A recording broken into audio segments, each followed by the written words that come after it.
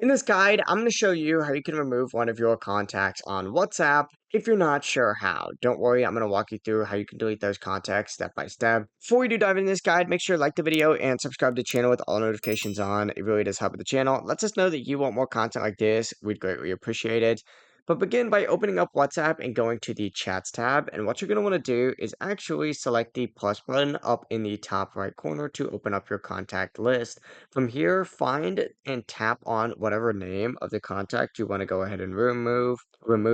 In this case, let's say this guy right here. What it's going to do is pull up a chat section. And once you do get in the chat with that person, tap on their name up at the very top to open up their profile. And up in the top right, go ahead and select edit. And then scroll down and you're going to see an option to delete the contact. Confirm it by tapping delete contact again. Just keep in mind when you do delete a contact on WhatsApp, it's also going to be removed from your phone's addresses book since WhatsApp syncs with your device's contacts. If you'd rather just keep them in your contacts but don't want them messaging you on WhatsApp, you can simply block them instead.